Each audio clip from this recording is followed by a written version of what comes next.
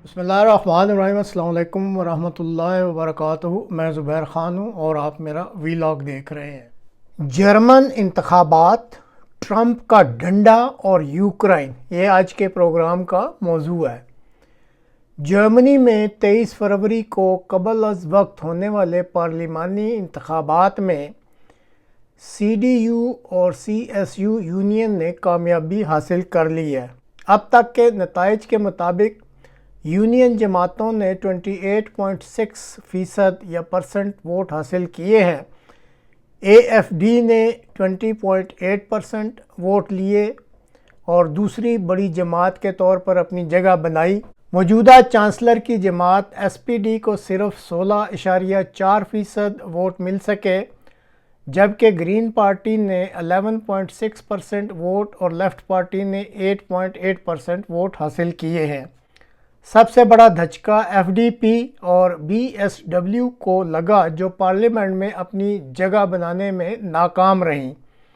FDP सिर्फ 4.3% vote हासिल कर सकी, जबकि BSW महज 4.97% पर जाकर रुक गई और पार्लियामेंट में ना दाखिल हो सकी। ये जो आप ग्राफिक देख रहे हैं, ये साल 2021 और साल 2025 के हैं। 2021 में सुर्ख रंग में SPD छाई रही, नीले रंग में AFD बहुत कम तादाद में सीटें जीती थी और काले रंग में CDU जो यूनियन है वो भी कम सीटें ले सकी थी।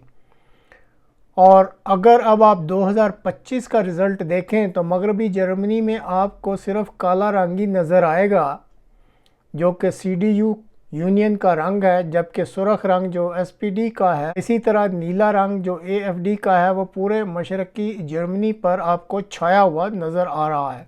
जर्मनी में इस वक्त तकरीबन 60 मिलियन वोटर्स हैं, जिनमें से 35 मिलियन वोटर्स 50 साल या उससे ऊपर की उम्र के हैं।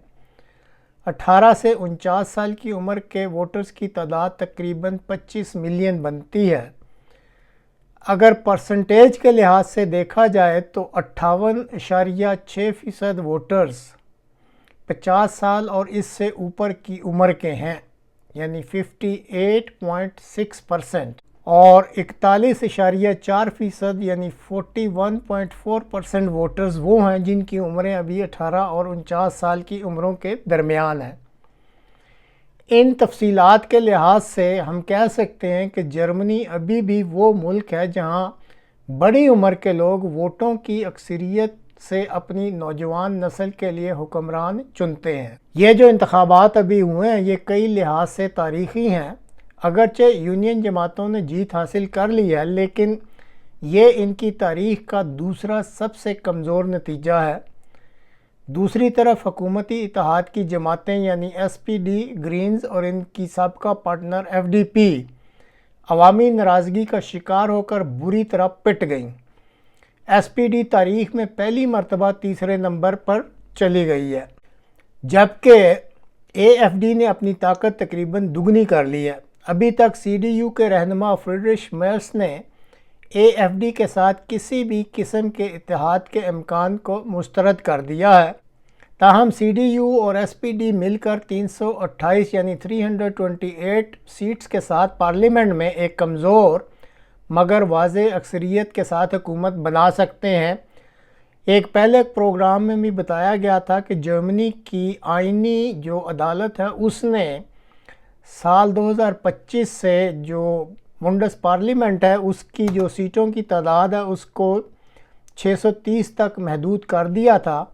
इसलिए हुकूमत बनाने के लिए 316 कम अज़ कम सीटें दरकार होती हैं, और इस तरह अगर इस वक्त यूनियन और SPD मिलती हैं तो इनकी 328 सीटें बन जाती हैं और ये दोनों पार्टियां मिलकर हुकूमत बना सकती हैं। ग्रीन पार्टी और SPD के ओलाफ शोल्स के साथ चूँकि CSU के मार्कोस सोइडर नहीं चलना चाहते, इसलिए इनके बग़ैर ही ये जो अब हुकूमत बनेगी उसमें ग्रीन पार्टी की शमूलियत का कोई इम्कान नहीं, और SPD भी अगर शामिल होती है तो वो ओलाफ शोल्स के बगैर ही शामिल होगी। ये जो 23 फरवरी को इंतखाबात हुए हैं इसमें 82.5 پرسنٹ جو رائے دہندگان یا ایلیجیبل ووٹرز یا ووٹ دینے کے حقدار تھے جرمنی کے، جیسے کہ ابھی بتایا ہے 60 ملین کے قریب جو ووٹرز تھے، ان میں سے 82.5% نے ووٹ ڈالے ہیں۔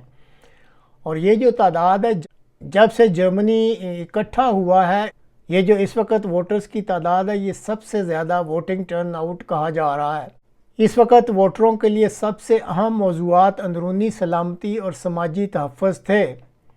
تاہم ایک حیران کن رجحان یہ بھی سامنے آیا ہے کہ نوجوان ووٹرز کی ایک بڑی تعداد نے اس دفعہ اپنے جو ووٹ ہیں وہ AFD اور لیفٹ پارٹی کو دیے ہیں۔ یہ جو ابھی موجودہ انتخابات یعنی 23 فروری کو ہوئے، اس بات کا بھی واضح اشارہ دے رہے ہیں کہ جرمنی میں سیاست کا منظرنامہ جو ہے وہ بڑی تیزی سے بدل رہا ہے۔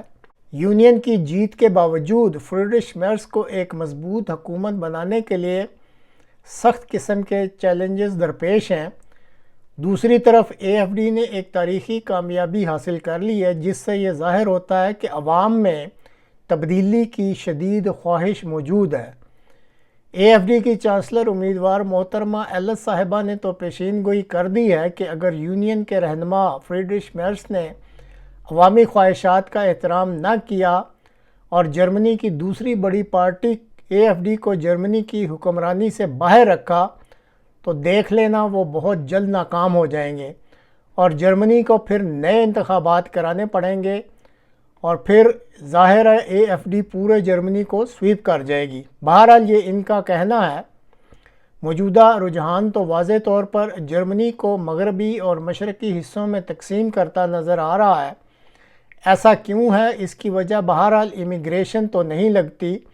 غالباً 35 سال گزر جانے کے باوجود جرمنی کے دونوں حصوں میں معاشی اور سماجی لحاظ سے ابھی بھی بہت بڑا فرق ہے، اور شاید یہی وجہ ہے کہ مغربی اور مشرقی جرمنی کے سیاسی افکار اور خیالات میں بھی کافی بعد ہے، یعنی کافی ان میں آپس میں تفاوت یا فرق ہے۔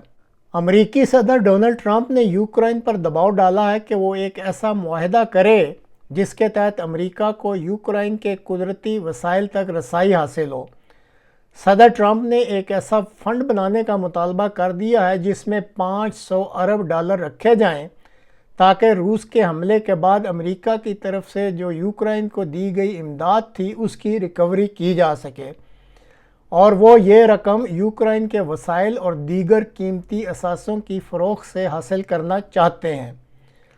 یوکرائن نے امریکی امداد کے اصل اعداد و شمار کو کم کر کے پیش کیا ہے اور کہا ہے کہ انہیں مزید وقت درکار ہے تاکہ وہ اس معاملے پر تفصیلی بات چیت کر سکیں۔ یوکرائنی صدر زیلنسکی صاحب نے تو کہا ہے کہ وہ ٹرمپ سے ہمدردی اور سمجھ بوجھ کی توقع رکھتے ہیں۔ انہوں نے کہا کہ یوکرائن امریکی حمایت پر انحصار کرتا رہا ہے اور آئندہ بھی کرے گا، مگر ایسا کوئی معاہدہ نہیں کرنا چاہے گا جو یوکرائن ملک کے لیے نقصان دہ ہو۔ یوکرائن کے صدر زیلنسکی صاحب نے مزید کہا ہے کہ اگر ان کے استعفے سے یوکرائن میں امن قائم ہو سکتا ہے، یا اگر اس کے بدلے یوکرائن کو ناٹو میں شامل کیا جا سکتا ہے یا موقع اس کو مل سکتا ہے ناٹو میں شامل ہونے کا، تو وہ اپنے عہدے سے بھی دستبردار ہونے کے لیے تیار ہیں۔ یہ بیان انہوں نے روس یوکرائن جنگ کی جو 3ری سالگرہ تھی اس سے ایک روز قبل دیا تھا۔ تو ناظرین، یہ تھا آج کا ویلاگ۔